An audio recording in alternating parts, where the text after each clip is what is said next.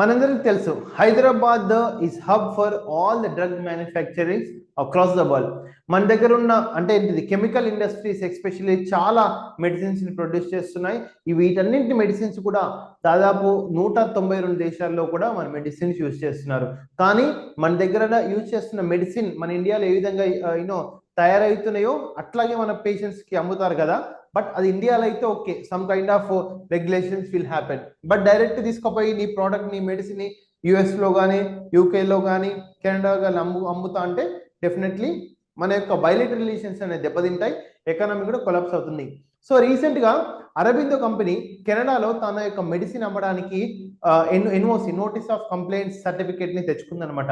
So ఈ video not only for Aurobindo company, ఎగ్జాంపుల్గా తీసుకొని హెట్రో కానీ ఇంకా ఇతర డ్రగ్ మ్యానుఫ్యాక్చరింగ్ కంపెనీస్ కూడా ఈ వీడియో ఉపయోగపడుతుంది. కెనడాలో ఏ విధంగా నోటీస్ ఆఫ్ కంప్లైంట్స్ తెచ్చుకోవాలి, ప్లస్ మీ యొక్క డ్రగ్ ని కూడా మన మెడిసిన్స్ ని కూడా కెనడాలో ఏ విధంగా అమ్మాలి. ఎందుకంటే మనకి ఇక్కడ రూపాయి వస్తే అక్కడ 100 రూపాయలు వస్తాయి, అంటే 50 నుంచి 100 రూపాయలు కెనడియన్ డాలర్స్లలో. సో అక్కడ బిజినెస్ ఎక్కువ ఉంటుంది కాబట్టి every exporter of this drug manufacture company in Hyderabad they will look for high profits, ఎక్కువ లాభాల కోసం మనం చూస్తాం. కాబట్టి డెఫినెట్ గా ఈ వీడియో మీకు హెల్ప్ఫుల్ అవుతుంది లీగల్ గా. Step by step process to obtain notice of complaints certificate in Canada for Indian medicine. First of all me product ని కెనడాలో అమ్మాలంటే ఫస్ట్ మీరు ప్రోడక్ట్ ఐడెంటిఫికేషన్ చేసుకోవాలి. మీ ప్రోడక్ట్ ఏంటిది, ఆ డ్రగ్గా, జనరిక్ ఆర్ బయోలాజికల్ డ్రగ్గా. దెన్ కెనడియన్ స్పాన్సర్స్ రిక్వైర్డ్ అంటే ఏంటిది, మీ యొక్క డిస్ట్రిబ్యూటర్, సపోజ్ ఇక్కడ ఉన్న డిస్ట్రిబ్యూటర్స్ బ్రోకరేజ్ సిస్టమ్ అక్కడ వెళ్ళి యూస్ కాదండి. డెఫినెట్ గా మీ యొక్క డ్రగ్ ని అక్కడ కెనడియన్ డిస్ట్రిబ్యూటరే డిస్ట్రిబ్యూట్ చేయాలి. ఆ యొక్క డిస్ట్రిబ్యూటర్స్ యొక్క అథెంటికేషన్ నీకు ఆ డ్రగ్ ని ఇక్కడ నుంచి పంపించేటప్పుడు, ఈ మెడిసిన్ హైదరాబాద్ మెడిసిన్ కెనడా పంపించేటప్పుడే మన ఈ యొక్క డిస్ట్రిబ్యూటర్ యొక్క డీటెయిల్స్ ని మనం ఉపయోగించుకోవాలి. లేకపోతే మీ యొక్క ఎన్ఓసి అనేది క్యాన్సిల్ చేయబడుతుంది. దాని తర్వాత appoint Canada importer or distributor, నీకు అక్కడ రిసీవ్ చేసుకోవడానికి 100% కెనడా అతనే ఉండాలి. Then GMP complaints.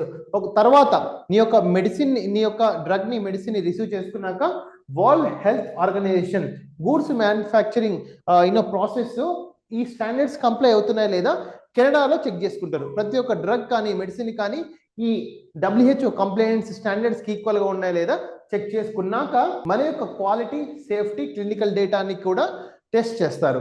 ఎప్పుడా క్లినికల్ డేటా ఎస్పెషల్ గా కెనడియన్ టీమ్ ఇండియాకి వచ్చి మరి ఇండియన్ యొక్క మ్యానుఫ్యాక్చరింగ్ విజిట్ చేసి అక్కడ యొక్క స్టాండర్డ్స్ చెక్ చేస్తారు. దాని తర్వాత సబ్మిషన్ టు హెల్త్ డిపార్ట్మెంట్ కెనడాకి మన యొక్క రిపోర్ట్ అనేది కూడా సబ్మిట్ చేస్తారు.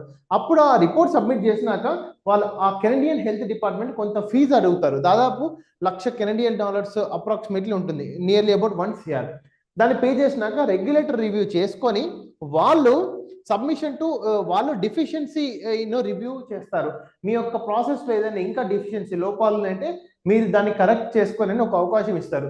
ఆ కరెక్ట్ చేసుకున్న అవకాశం ఇచ్చినాక then finally they will give this drug identification number. మీ యొక్క డ్రగ్ ఆర్ మెడిసిన్ 100% మీకు ఒక డిఐఎన్ నెంబర్ ఇస్తారు. ఈ డిఐఎన్ నెంబర్ వచ్చినాక మీరు బాజాబ్తాగా by following the due process of law within legally you can sell all your medicine or drug into the Canadian country.